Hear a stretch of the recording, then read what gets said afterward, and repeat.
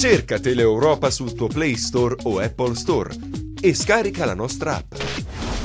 Teleeuropa Network ti segue ovunque. Disponibile per tutti gli utenti Android e Apple. Ti aspettiamo.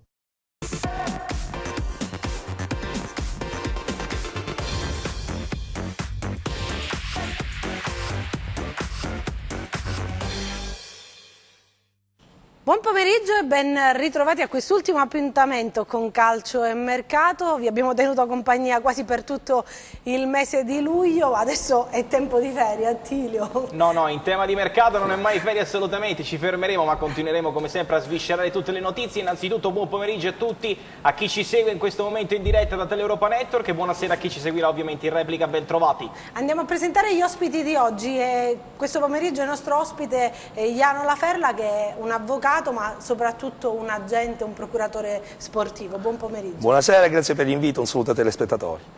Buon pomeriggio anche a Francesco Pirillo, giornalista, addetto stampa del Rende, insomma un grande amico di Teleeuropa Net. Buonasera, grazie. Andiamo con Attilio, presentiamo proprio le ultime novità, gli ultimi colpi di mercato oppure le ultime trattative. Assolutamente, partendo, come dicevi giustamente tu, dai pitagorici che dopo aver incassato una sentenza negativa non si perderanno d'animo e hanno in testa un obiettivo forte per rinforzare il reparto offensivo. Il nome forte fatto in queste ore è quello di Antonino Ragusa, che sarebbe in cima alla lista da parte del direttore sportivo Peppe Ursini, e poi due aggiornamenti su due calciatori obiettivi del Crotone. Uno è Raul Asensio, per cui la settimana prossima sarà una settimana decisiva per disquisire del suo futuro. Il calciatore rinnoverà prima con il Genoa e poi, a meno di clamorosi colpi di scena, passerà al Benevento, che ha scavalcato ogni tipo di concorrenza, in primis quella del Palermo. Ieri vi abbiamo parlato invece del nuovo interesse del Crotone, di un possibile ritorno di Capuano, ma in questo senso oggi è arrivato il placet di Capuano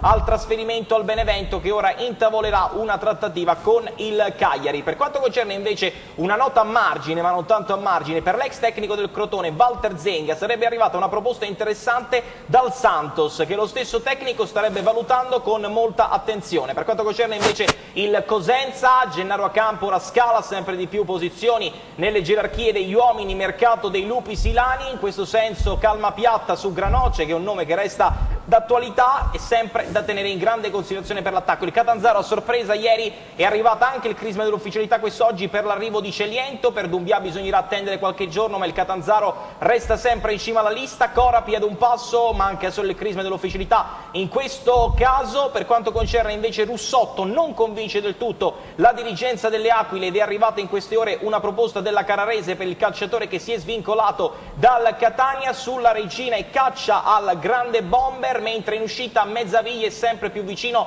a sposare il progetto del Cerignola in Serie D. Infine invece la Regina, un affare di cui vi avevamo anticipato il tutto ieri. Peterman nella notte è arrivata l'accelerata decisiva, con Peterman che ad oggi è sempre più vicino a sposare il progetto guidato da Roberto Cevoli.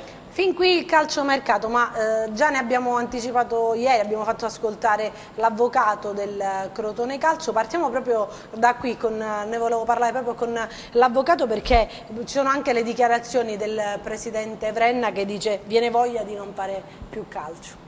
Purtroppo è così, dico, a livello generale, perché comunque è un calcio che dovrebbe sempre più dare dei segnali di credibilità, ma abbiamo visto l'anno scorso quello che ha patito la Vibonese del presidente Caffo, una società modello per la Serie C che aveva subito un torto già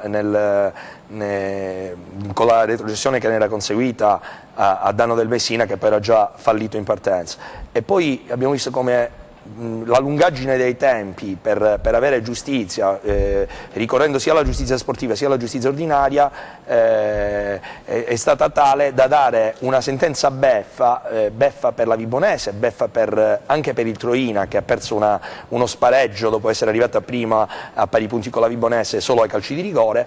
E quindi la Vibonese, come ha detto ieri il presidente Caffo a margine del premio Ceravolo, dove è stato premiato Roberto Mancini a Catanzaro, ha detto: io in questo momento mi troverei con due squadre in Serie C, perché una ha vinto il campionato, una è stata riammessa. Cioè una battuta del simpaticissimo presidente Caffo, ma una battuta, ma una triste realtà. E questa è un'altra triste realtà, è stata questa del discorso del ricorso del Crotone, perché comunque per la stessa cosa al Cesena sono stati erogati 15 punti di penalizzazione da scontare nel prossimo campionato a una società invece che è fallita e che quindi non ci sarà, che ripartirà dalla D col titolo del Romagna Centro. Ora, dove vogliono però le sentenze arrivano subito, infatti quelle del Novara, una su tutte, senza nulla togliere, senza avere niente di male verso la società del Novara, con la quale ho anche intrattenuto dei rapporti personalmente per giocatori poco tempo fa. Il Novara invece ha ottenuto alla vigilia della presentazione delle domande di ripescaggio una sentenza che abilita le squadre penalizzate negli ultimi 2 anni a poter usufruire di un eventuale ripescaggio, quindi a mio modo di vedere, per la poca esperienza che abbiamo, sicuramente il Novara sarà la prima squadra ad essere ripescata, perché comunque è stata tempestiva questa sentenza. Allora, voglio dire, le parole del Presidente Vrenna, a parte lo sconforto di una sentenza a caldo, a parte insomma, quello che si era anche toccato con mano, tastato, quindi il sogno anche abbastanza concreto e possibile di un ritorno diretto, ecco, senza passare dal campionato nella massima serie, che poi credo che sia il sogno di tutti gli sportivi calabresi, si è visto naufragare così un po' senza motivo, ripeto, vedendo l'altra società coinvolta nello stesso caso penalizzata di 15 punti, quindi capisco la rabbia del Presidente e di tutto l'ambiente. Francesco dice pure non ha senso che ci siano delle società virtuose, riporto proprio le parole del Presidente, società virtuose e altre che sono autorizzate a fare di tutto e di più per taroccare i bilanci. Lo dicevamo anche ieri, questo tipo di presa di posizione anche da parte della Federcalcio può creare una sorta di precedente, perché a questo punto le squadre si sentirebbero tra virgolette autorizzate a comportarsi così, dice tanto sono soltanto 5 poi i punti di penalizzazione. Allora, il discorso secondo me va fatto a monte, in che senso? Io ormai è qualche anno purtroppo che facciamo, visto come dice pure Franco Segreti, ci abbiamo fatti i capelli bianchi a fare questo lavoro, insomma. Il problema dov'è? Che in primis c'è una giustizia sportiva, oltre che lenta, una giustizia sportiva che non è incisiva su quelle che poi sono le dinamiche del calcio. In secondo luogo, non è possibile che in tutti i campionati ogni anno si verificano sempre le stesse dinamiche, sempre le stesse situazioni, società che fanno le grandi squadre a luglio, poi smembrano a dicembre, non pagano gli stipendi. L'anno scorso c'è l'esempio del Matera in Serie C e tante altre cose. Quest'anno addirittura si è arrivati all'assurdo che la Lega Pro ha indicato una serie di società che società certificate che dovevano erogare le fideiussioni dopo che sono state erogate le fideiussioni a 9 società, tra cui Rendere, Gina ed altre. Sì.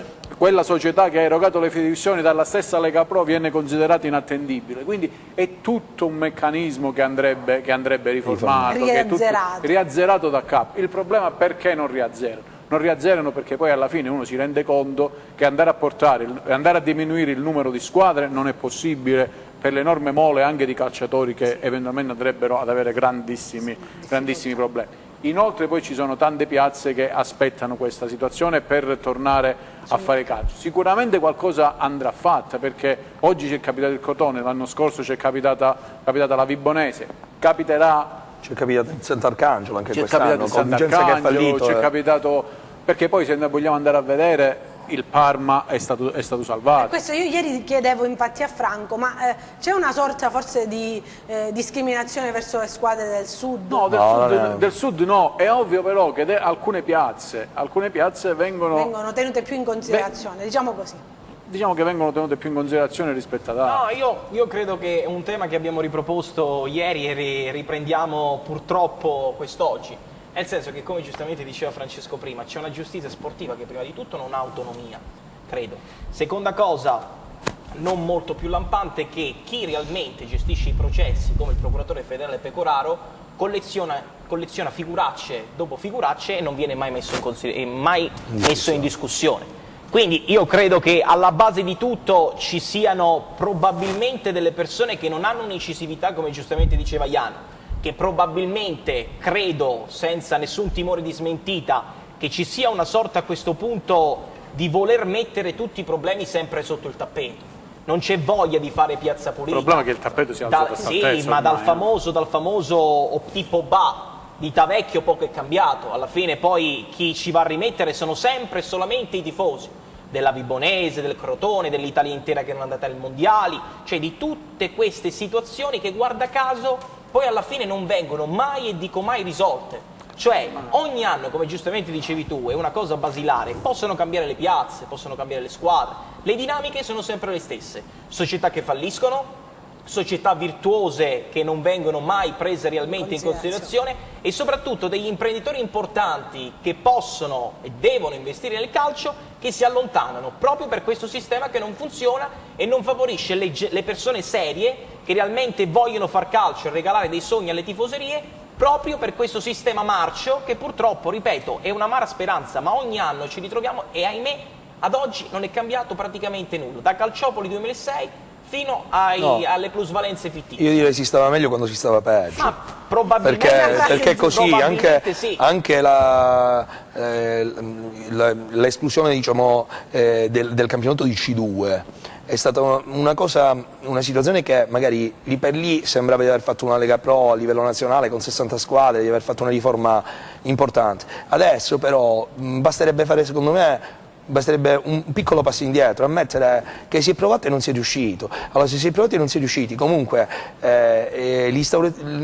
instaurare un campionato intermedio tra la Serie C, che è ancora l'ultimo tassello di professionismo vero e proprio, almeno sulla carta, e la Serie D, che è il primo tassello di dilettantismo, secondo me va trovato, proprio per quello che si diceva. Magari io dico la Serie C, fare un girone unico di Serie C, perché e poi anche fare due gironi come era una volta, ma chiamarla C2, chiamarla Lega Pro 2, se non vogliono tornare indietro, come era una volta, la C1 era girone A, girone B per dividere l'Italia e poi avevi 3 gironi di C2. E poi un'altra cosa, secondo me, dall'anno prima si sanno già le scadenze tecniche e burocratiche per l'anno successivo, quindi è inutile arrivare sistematicamente all'inizio della stagione con i ricorsi perché manca la fideiussione, i ricorsi per l'IRPEF, o sei dentro o sei fuori. Poi ci sarà chi vuole fare calcio, se non c'è chi vuole fare calcio si fa di necessità virtù e si prendono altre squadre. Ma l'ultimo grande fallimento in ordine cronologico è stata l'introduzione delle squadre B. Sventolate ai 420 dal presidente della Lega di Serie C Gabriele Gravina, sventolati da Costa Curta, che poi guarda caso io non ricordo una dichiarazione di Costa Curta da almeno 3 mesi su questo argomento. L'unica società che non ha rinunciato all'iscrizione dei club in Serie C è la Juventus, con la Juventus B che sta lavorando tra 1000 trattative di mercato. Il Milan con la vecchia gestione, con la vecchia dirigenza. Con la vecchia gestione era pronta alla domanda di ripescaggio in testa. L'Atalanta non ne ha mai voluto sapere, l'Inter non ha mai voluto versare. Il Torino ha dato un'adesione per il prossimo anno. Il Torino per il prossimo anno, quindi di cosa stiamo parlando? Di una invenzione sventolata. Ma poi fate l'alloggio al domani. Sì, ma sventolata dei 4 ma se poi voi ci fate caso a un'altra cosa, no? È un'altra barzelletta, nel senso tu inserisci una squadra in un girone che non potrà mai ambire per vincere il campionato. Per la cosiddetta una competitività che con le squadre una competitività che poi lascia il tempo che trova, perché se tu non puoi giocare per vincere il campionato, tu me la spieghi perché devi andare, specie nella parte finale della stagione. C'è un altro aspetto da considerare. Ci sono state delle società che erano anche pronte a pagare la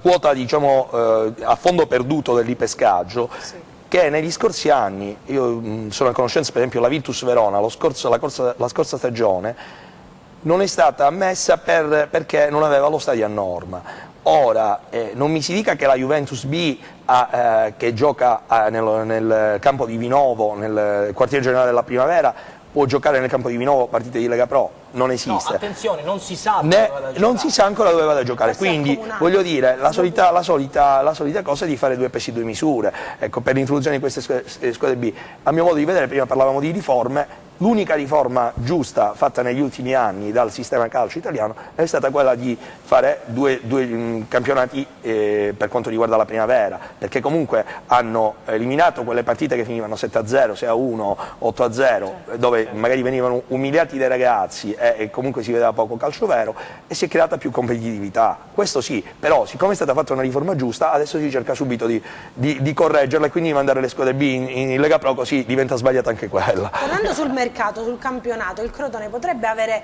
se insomma la situazione rimarrà così, nel senso che dovrà affrontare il campionato di Serie B, e lo dovrà fare per vincerlo, per tornare immediatamente in Serie A, potrebbe avere un contraccolpo psicologico secondo lei? Secondo me no, perché comunque era una, ripeto, come ho detto prima, era una speranza, si era sfiorata, però ecco, conoscendo anche i componenti della dirigenza del Crotone, dal presidente al direttore sportivo, tutti quanti sono tutti imprenditori del presidente, ma sono uomini di calcio, e quindi sanno che non potevano, c'era una speranza anche concreta, però non potevi fissare la stagione su questo. Infatti si stavano già muovendo prima, e chiaramente, come ha detto anche prima Attilio, ci sono stati anche dei movimenti in giornata, si sono fatti subito trovare pronti per rispondere in sede di mercato, e sicuramente allestiranno una compagine in grado di disputare con un campionato di vertice per magari provare a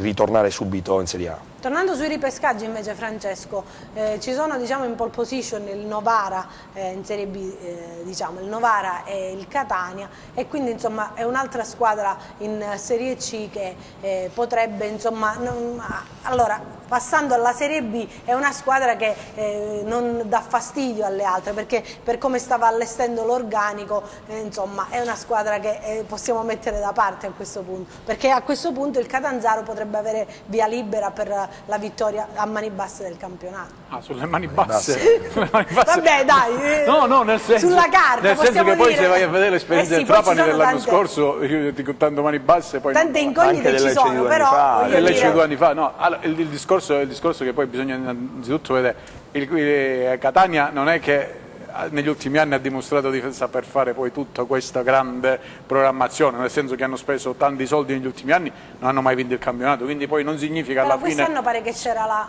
Sì, no, indubbiamente le squadre le hanno sempre fatte, perché se poi andiamo a vedere i nomi dell'anno scorso a Catania, era una squadra della Serie B. Sì. È ovvio che poi magari è un po' forse per l'allenatore, un po' per quello che... un po' tanto per l'allenatore, per quello poi che si vive, le pressioni della città, eccetera, eccetera. Magari andare in Serie B grazie al ripescaggio per loro sarebbe una manna dal cielo. Ma quando parliamo di sistema, no? Stiamo a proposito di meritocrazia, un tecnico che non è riuscito a vincere col Catania, ripeto, Serie C, categoria difficile, categoria con 1000 incognite, ne passava solo una, ma poi alla fine un tecnico che non ha vinto il campionato in Serie C si ritrova ad allenare in Serie B a Livorno. Questo per far capire come, ripeto, noi possiamo stare ore a io faccio un esempio, di mercato, un esempio che mi è vicino. La giustizia non esiste, io vi faccio un esempio che mi è stato vicino negli ultimi 4 anni. No? Io vi parlo di Trocini, che ha vinto il campionato, ha vinto i playoff, ha fatto i playoff correndo l'anno scorso, oggi a spasso. Quindi questo poi ti fa capire che la meritocrazia anche nei campionati minori lascia il tempo che trova, perché se poi sappiamo benissimo chi ha fatto il mestiere nostro prima di andare a fare l'addetti stampa delle società, che ci sono altri giri, ci sono altre situazioni, perché faccio un esempio, senza nulla togliere le qualità di D'Agostino che oggi allena il Novara,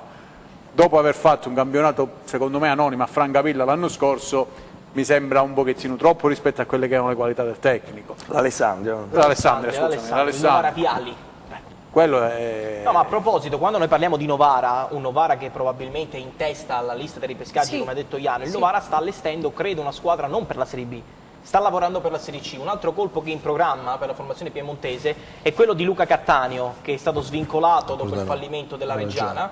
Era un nome che piaceva e che si è fatto, che abbiamo fatto intorno a Cosenza, ma chiaramente Luca Cattaneo ha dimostrato nel corso della sua carriera probabilmente di non essere da Serie B, ma di poter essere per un club d'alta fascia di C. Quindi ripeto, un Novara che sta allestendo, sta lavorando per la C, ripeto, sempre con, secondo me, una condizione sine qua non per il Novara, nel senso che il Novara sappiamo tutti che ha un pool di avvocati fortissimi, tra i migliori in Italia, quindi è chiaro che ogni qualvolta c'è qualcosa da fare il Novara è sempre in prima fila. Ed è giusto che sia così perché comunque si serve, secondo me, dei professionisti più in gamba che ci sono in Italia. Tutto è però, avvocato, è che insomma viviamo nell'incognita, perché non si sa chi sono le squadre che verranno ripescate, non si sa neanche quando verranno stilati i calendari, perché questa data slitta di continuo dal 31 al 2 al 6 purtroppo di agosto. È una consuetudine degli ultimi anni fare i calendari con le cosiddette X. Quindi stiamo sdrammatizzando, perché però è una problematica seria, dove comunque adesso ci sono anche delle società, che io parlo dal mio punto di vista, dove l'interlocutore di riferimento non sa se deve fare un campionato o un altro, quindi chiaramente sappiamo che allestire una squadra per la Serie B o per la Serie C, oppure per la Serie D o per la Serie D cambia tanto. E quindi, ma anche a livello contrattuale, proprio a livello federale. Io ho un ragazzo che è praticamente aggregato alla Cavese, con la quale siamo rimasti d'accordo in tutto e per tutto, però fin quando la Cavese non verrà ripescata e ufficializzata dal Consiglio federale, quindi con tanto di fornitura dei moduli appositi, non l'ufficialità, servono proprio i moduli appositi di Lega Pro, non si può contrattualizzare. E quindi questo cosa comporta? Comporta che poi nel calcio sappiamo che fino a quando non c'è la fatidica firma tutto può saltare, ma non solo per il mio, dico per tutti i ragazzi che ci sono. E comporta anche, facendo corna in caso di un infortunio, ecco, non puoi sapere se poi la società di riferimento tiene o non tiene, quindi la lungaggine dei tempi è una cosa che comunque in un modo o nell'altro danneggia sempre, danneggia le società in primis e danneggia tutto ciò che no, è deleteria per chiunque, perché comunque noi stiamo assistendo ad una parte di Serie B che veramente non ha consapevolezza del destino che andrà ad affrontare tra meno di 2 settimane. E dall'altra parte c'è una Serie B che si sta attrezzando nella miglior maniera possibile, perché nonostante tutto l'Ascoli si muove, nonostante tutto la Salernitana sta cercando di fare delle operazioni importanti, vedi l'ultima Micai che firmerà un contratto quinquennali, vedi comunque il Benevento che sta allestendo Benevento sta comprando tutti, sta comprando tutto. Dobbiamo raccontare, l'obiettivo c'è il 40 giocatori, punta là, basta. No, però ripeto, una prima scelta. Fanno la doppia opzione, 11 in fa la campo, squadra B. No, gli altri li tolgo dal mercato, che se non li piglia nessuno e vinco comunque. Esatto. Cioè, questo stanno facendo. Il Palermo comunque, nonostante le cessioni di Lagumini, nonostante la cessione di Coronado, si attrezza, ha provato a prendere Asensio, che verrà comprato dal Benevento, tra l'altro, per testimoniare e per porre ulteriore carne al fuoco in questo senso. Pasquale Foggi è trequartista pure come procuratore. E spenderà comunque come direttore sportivo. 3,5 milioni di euro. Lo era da calciatore. Assolutamente. Quindi, ripeto, è una Serie B che vive 2 fasi parallele. Una fase, ripeto ancora una volta, di chi realmente non sa cosa andrà ad affrontare tra meno di 2 settimane, da un'altra parte è una categoria che si attrezza con nomi di qualità in tutte le piazze, ripeto, perché non c'è una sola società in questo momento in Serie B che non si sta attrezzando, creando un mix di gente giovane e gente che conosce questa categoria così bistrattata, ma così lunga, così difficile e soprattutto, come negli ultimi anni, così spettacolare. E poi porta, Francesco, anche delle differenze per quanto riguarda il fatto di valorizzare i giovani, perché in Serie C valorizzare un ragazzo porta anche degli introiti a livello economico, mentre in Serie B portava. Se fanno le seconde squadre, finisce pure questo per vabbè, però per il momento c'è solo la Juve, quindi diciamo che ci sono anche le sì, ma anche lì è un altro, secondo me, falso mito, nel senso che anche qua si dovrebbe partire di nuovo a monte del discorso, cioè andare a inserire il fatto degli under. Allora si stanno creando negli anni, da quando hanno inserito gli under nella D, oppure si stanno creando una marea di nuovi disoccupati. Perché dopo la fase under la maggior parte poi li ritrovi, smetti di giocare a calcio. Oppure tutti allenatori. Stesso discorso con le valorizzazioni, cioè valorizzazioni alla fine in società piccole ti arrivano le quarte e quinte scelte delle società grandi, perché se un giocatore vale, facevamo l'esempio l'anno scorso di Cutrone, se un giocatore vale il Milan difficilmente lo manda a giocare per fare la valorizzazione in una piazza di Serie B o di Serie C. Quindi se il giocatore vale, difficilmente, se tu prendi un giocatore di quarta o di quinta fascia del Milan, dell'Inter, la valorizzazione è pari quasi a zero. Ti costa, perché loro poi si portano contratti alti per quelli che sono i parametri delle società piccole, quindi alla fine anche... Io credo che una strada intelligente siano le collaborazioni tecniche, ad esempio abbiamo visto Sampdoria e Vispesaro. Questa situazione potrebbe salvaguardare la competitività del campionato, potrebbe salvare delle piazze in difficoltà economiche e soprattutto potrebbe servire ai calciatori che non trovano spazio comunque di poter giocare e di potersi fare le ossa. Io ho la mia visione su questo discorso e, come diceva prima Francesco Pirillo, sicuramente queste riforme qua dagli under in poi è stato un susseguirsi di negatività che ha portato a un risultato, a mio modesto parere, quindi perché è assolutamente un'opinione personale, ma il risultato più eclatante che è derivato da tutto questo sistema e che nessuno vuole far trasparire è il fatto che ci siamo guardati tutti i mondiali da sportivi. E questo non è una coincidenza, perché è stato facile comunque far ricadere le colpe su un allenatore come Ventura, che avrà avuto, ha le sue colpe sicuramente, dall'inizio alla fine, però nessuno ha fatto trasparire quello che c'è dietro la nazionale. Dietro la nazionale c'è un under 21 che non emerge, un under 19 che non emerge, un under 16 che alle qualificazioni europee ha fatto gli stessi punti dell'under 16 di Malta. Questi sono dati che nessuno fa trasparire, nessuno fa uscire fuori. È stato facile buttare le colpe su chi ne ha avute sicuramente, però dico, no, tutto tranne che difendere Ventura, no, però dico è tutto il sistema. Anche guardando la nazionale stessa, quanti calciatori realmente giocano una partita in Champions? Ed è un dato su cui ieri Roberto Mancini, a proposito di Premio Ceravolo, si è soffermato. La scelta più corretta per i giovani italiani deve essere appunto quella di garantire una certa continuità nel disputare delle competizioni importanti, da qui che poi si fa l'esperienza. Su questa riflessione ne parliamo tra pochissimo dopo la pubblicità.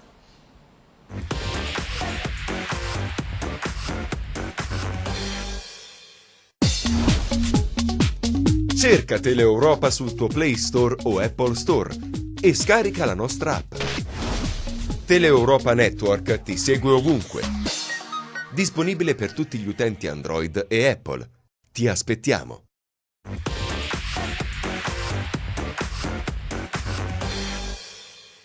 Seconda parte di Calcio e Mercato. Attila arrivo tra un attimo, è stato andato a fare il mercato, bravo Francesco. Parlando proprio di Serie B, non abbiamo aperto ancora il capitolo Cosenza. Capitolo Cosenza che, parto da te Francesco, insomma sta riconfermando, diciamo, lo zoccolo duro dello scorso anno, però servono degli uomini di esperienza nei settori più importanti della squadra, un po' in tutti i settori, dai. Sì, ma allora secondo me l'idea di confermare il blocco in linea di massima, perché sì, poi qualcuno è andato via, Lovisi è andato via, qualcun altro poi è andato via, Tutino è andato via, confermare il blocco portante di quella che è la squadra che ha vinto il campionato è un'idea giusta, anche perché se andiamo a ritroso nel tempo ci sono state diverse squadre che hanno fatto il doppio salto, confermando il blocco dell'anno precedente e poi inserendo quei 3, 4, 5 innesti che ti portano poi a poter disputare il campionato successivo nella massima tranquillità, perché partiamo da un presupposto: il Cosenza l'anno prossimo l'obiettivo principale deve essere quello di salvaguardare la categoria. È ovvio che poi trovarsi in una situazione in cui su 25 giocatori 17, 18 si conoscono, parti avvantaggiato rispetto a chi invece è stato costretto a rivedere un pochettino tutto l'ingranaggio, tutto quanto il sistema di gioco e soprattutto a ricostruire tutta la rosa.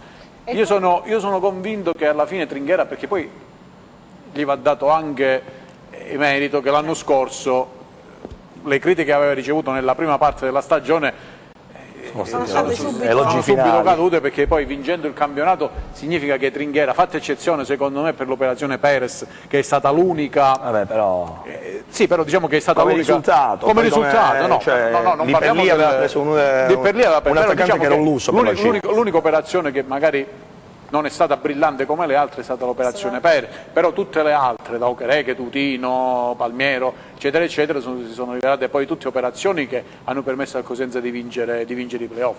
Ecco perché io non sarei così pessimista nel dire il Cosenza non sta facendo mercato. Probabilmente il Cosenza non sta facendo mercato perché vuole valutare bene i giocatori da inserire in questo in questo contesto di gioco, e soprattutto poi non è facile andare a trovare quel giocatore con quelle caratteristiche che magari ti chiede anche l'allenatore. Il mercato chiude il 18, poi da qua al 18 poi ci sono gli svincolati. Poi ci sono gli svincolati. L'unico problema degli svincolati però è che prima di averli a disposizione... Per la lista. No, a parte la lista, è per una questione anche fisica, no? Anche perché chi lavora oggi non ha lo stesso passo di chi magari si trova a lavorare con un mese di ritardo, per quanto si vogliono allenare, però vedi che hanno un passo diverso chi arriva senza preparazione. Però avvocato, insomma, Perez pare che un giocatore su cui sia Braglia che anche lo stesso Trinchera punti anche in questo campionato, nel senso che all'inizio si era parlato di una sorta di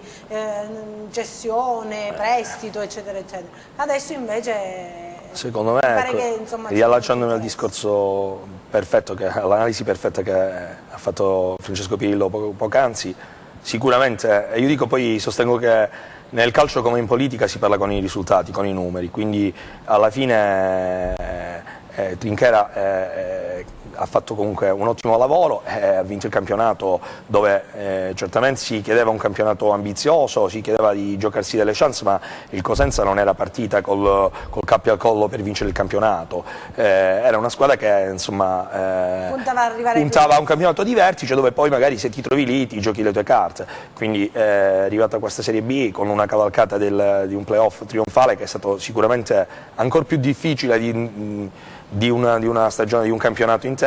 Ecco, un ulteriore merito che do al direttore è stato quello di comunque di tenere il gruppo saldo in determinati momenti di difficoltà, non ultima la sconfitta, la debacle col Rende che aveva provocato non pochi sussulti, quindi questo bisogna dare merito sia alla società sia al direttore e anche al mister, ecco, di essere rimasto in sé. Per quanto riguarda il mercato, ripeto, secondo me è una società che si sta muovendo bene, sicuramente arriverà qualche altro giovane di valore, come arriverà qualche elemento esperto di categoria. Per quanto riguarda Perez, ripeto, secondo me l'anno scorso era stato uno dei colpi del mercato di gennaio per quanto riguarda la Serie C, poi tante volte prendi il giocatore forte, ha magari difficoltà di inserimento in un contesto, però credo che anche Perez sia stato importante anche a livello di gruppo, perché a parte, ecco, che comunque un giocatore del suo calibro restare in panchina per gran parte della stagione, soprattutto nel finale, non ho lasciato trasparire nessuna polemica, ma ho visto anche sia al San Vito sia seguendo alcune altre partite, era uno dei primi a scattare dalla panchina, ad esultare ai compagni, a festeggiare con loro. Sono dei segnali che non possono passare inosservati, quindi secondo me è un giocatore che merita di avere un'altra chance. Attilio, l'asse, ti volevo chiedere proprio di quest'asse con lo Spezia. No, c'è un distinguo da fare sulle due società in questo momento della Serie B in Calabria, uno è il Crotone e l'altro il Cosenza. Il mercato del Crotone è pronto ad esplodere da un momento all'altro, è chiaro che incassata la beffa della sentenza, il Crotone la settimana prossima stringerà per diversi obiettivi di mercato, innanzitutto 2 difensori, un centrocampista e una possibile operazione in attacco. Abbiamo parlato oggi del nome nuovo Antonino Ragusa. Il mercato del Cosenza invece vive una fase di stand-by, vive una fase di riflessione, vive una fase di strategie che verranno sviscerate, verranno messe in atto a partire dalla prima settimana di agosto. Quindi se il mercato del Crotone da un lato è pronto ad esplodere, quello del Cosenza vive una fase, non dico di attesa, ma quantomeno di stand-by, valutazioni e strategie da andare a mettere in atto per tutto il mese di agosto. Ricordiamo che il mercato chiude comunque il 18, c'è ancora tempo per cercare di rinforzare ulteriormente questa rosa. Sull'asse con lo Spezia noi ieri abbiamo parlato di 2 conferme, uno è quello di Gennaro Acampora, che piace moltissimo e sta scalando gerarchie, e l'altro è di Granoce, che percepisce uno stipendio molto importante, ed è chiaro che il Cosenza valuterà questi esborsi economici da fare soprattutto nel reparto offensivo. Sul nome di Maggiore non abbiamo avuto conferme, se non fosse altro che Maggiore è un obiettivo forte del Chievo Verona per il centrocampo. era già stata messa in piedi una trattativa per cui il Chievo aveva proposto il prestito di Garritano e l'allora prestito di Jallo più un esborso economico, quindi con il Chievo in Serie A questa trattativa potrebbe nuovamente vedere il Chievo su un maggiore e potrebbe comunque considerare maggiore in orbita Serie A, anche perché era un nome finito sotto il taccuino sapiente del direttore sportivo della SPAL Bagnati. E poi c'è c'è attesa per questa sentenza che riguarda l'Avellino, e il Cosenza guarda anche in casa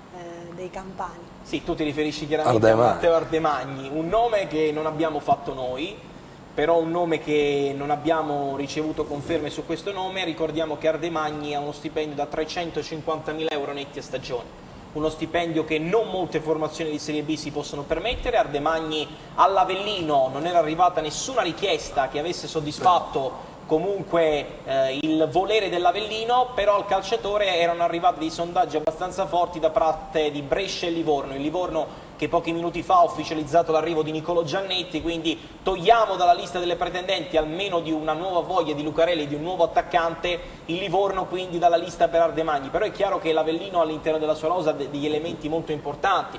Mi viene in mente Vilmos, mi viene in mente Laverone, mi viene in mente come lo stesso Gigi Castaldo, per cui era in piedi anche in questo caso una trattativa con la Casertana, con il rinnovo conseguente che è arrivato. Quindi ripeto, ritornando ad Ardemagni, ad oggi non ci risulta un affondo del Cosenza su questo nome, ma è chiaramente un nome che fa gola a molti perché è comunque un attaccante che ha dimostrato di essere da B nel corso di questi anni. Andiamo in Serie C, parliamo proprio con Francesco perché approfittiamo del tuo ruolo, dai, possiamo dire così. Il Rende, vabbè, l'abbiamo detto diverse volte, è una squadra che ha fatto benissimo lo scorso anno, è andata anche forse oltre ogni pronostico e adesso punta su un allenatore giovane, su Francesco Modesto e su tanti giovani da mettere insomma, a disposizione del tecnico e da valorizzare. È una di quelle piazze che punta alla valorizzazione dei giovani e dovrebbe essere così in questa categoria. Ma non può essere altrimenti, nel senso che poi quando vivi la realtà ti rendi conto che o fai questo tipo di ragionamento oppure difficilmente riesci a mantenere un campionato professionistico a rende.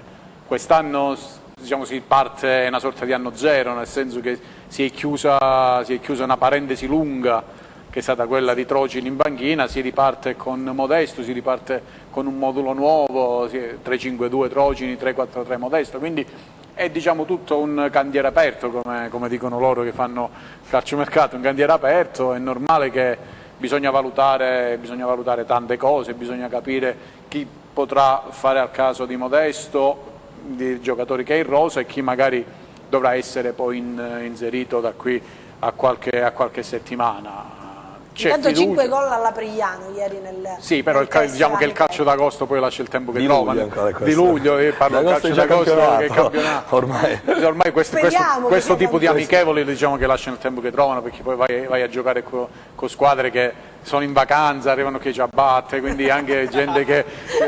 Che bella cartolina! No, ma è così, perché poi alla fine squadre di promozione, certo, squadre di eccellenza che partono, non sono nemmeno in ritiro, quindi ti vai a scontrare con... Secondo me non sono nemmeno poi così complete.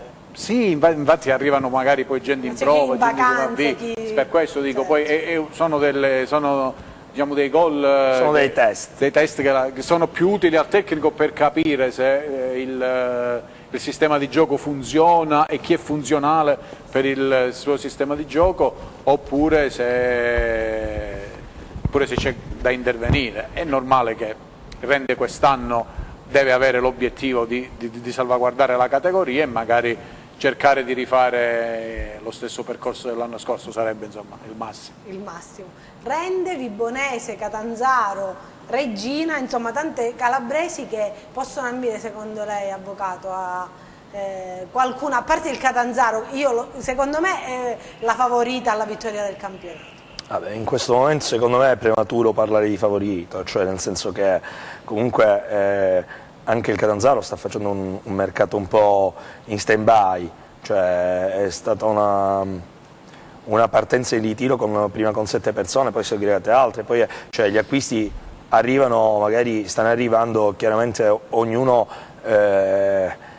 si comporta, utilizza le armi a propria disposizione per il calciomercato, quindi come parlavamo prima del Cosenza, magari se cerchi di fare un discorso più con oculatezza, ma come è giusto che sia, perché poi alla fine anche se hai degli obiettivi importanti devi un po' attendere, col rischio di perderli, però attendere comunque di farli rientrare nel tuo budget. Sicuramente ecco, io penso che l'affermazione fatta di Catanzaro come favorita sia diretta più che altro alla società che comunque è una società forte e magari anche alla... Che non ha nascosto comunque le mire, ha detto che in 2 anni vuole puntare alla Serie B. No, assolutamente, però io credo che... E all'allenatore anche, stavo dicendo, che comunque è un allenatore di categoria, un allenatore importante, quindi sì, sicuramente senza nulla togliere ai precedenti, a quelli si è un po' alzata l'asticella. Scusami, la garanzia quest'anno a Catanzaro è il direttore sportivo. Stavo dicendo,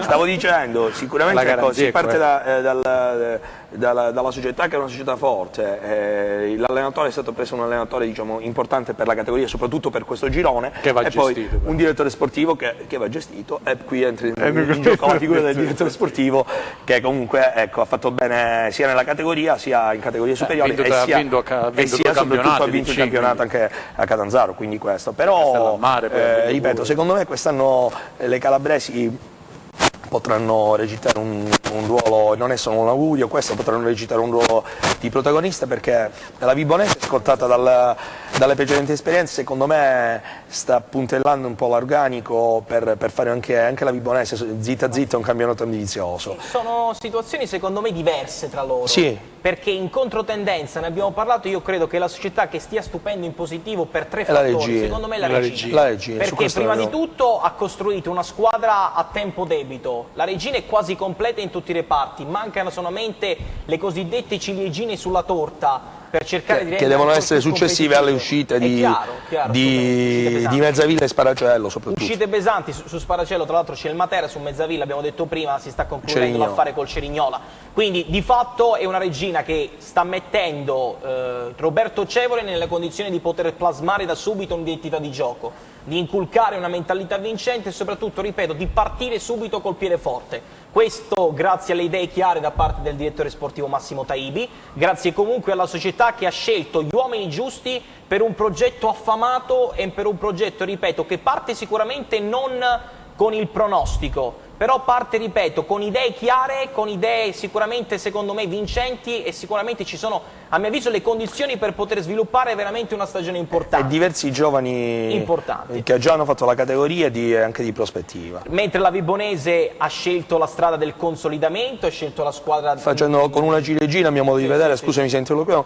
che è stato l'acquisto di Scaccabarozzi, che secondo me è un giocatore importante che era destinato, è un 94, quindi ancora nel pieno della maturità, insomma, anzi da sbocciare ancora, ma un giocatore che sembrava destinato a palcoscenici ben più importanti, perché comunque ha fatto sempre parte delle nazionali di categoria, e che comunque viene da una stagione ma precedentemente soprattutto a Renate ha dimostrato di essere un grande giocatore per la Serie C, e secondo me a Vibo potrà imporsi definitivamente. È prezioso sulla sinistra, che è un altro affare che si sta definendo in queste ore, quindi sicuramente una Vibonese anche in questo senso molto attiva, ripeto, paradossalmente... Sono 4 situazioni diverse. No, paradossalmente chi ha le ambizioni più importanti in questo momento è più indietro, proprio perché comunque... Ma non è indietro, lo sai, c'è la mia idea. Proprio per il numero di calciatori rosa, ma secondo me loro non vogliono fare mercato per un motivo, perché vogliono capire che fa il Catania. Certamente. È tutto legato lì.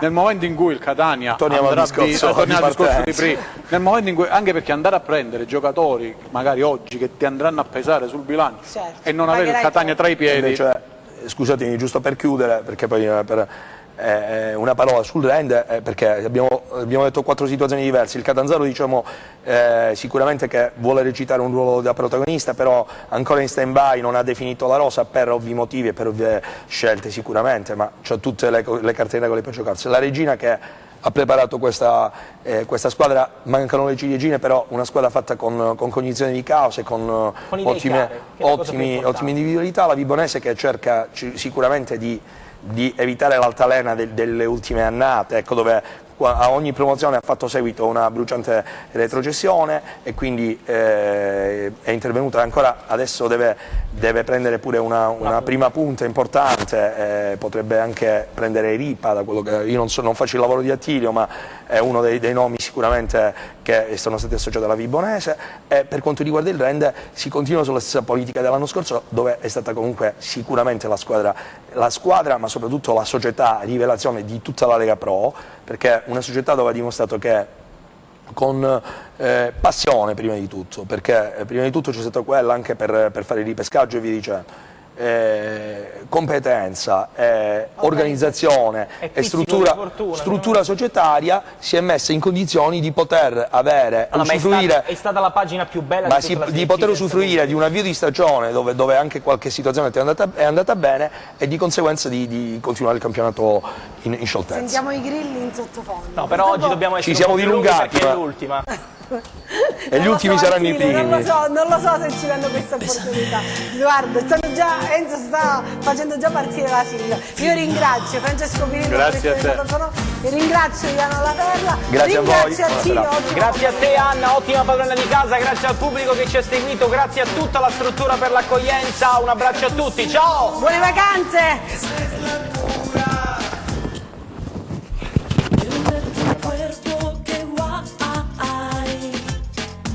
Te tengo, te dejo bailar, te digo pégate, bésame, te digo bésame otra vez,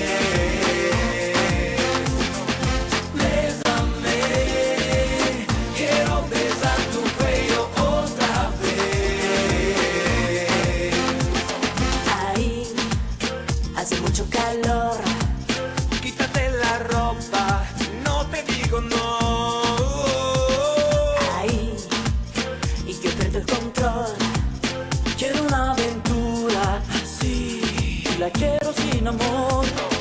Bésame, te digo bésame otra vez. Baciami senza legami pure se domani saremo lontani.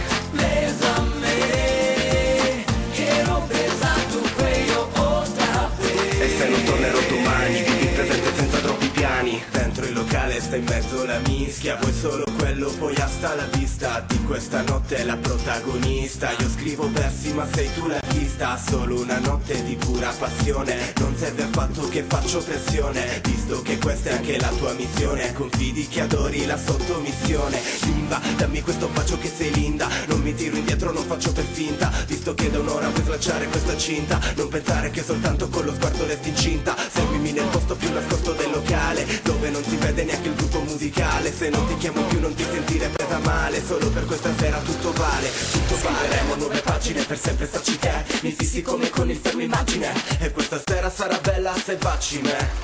Te digo bésame.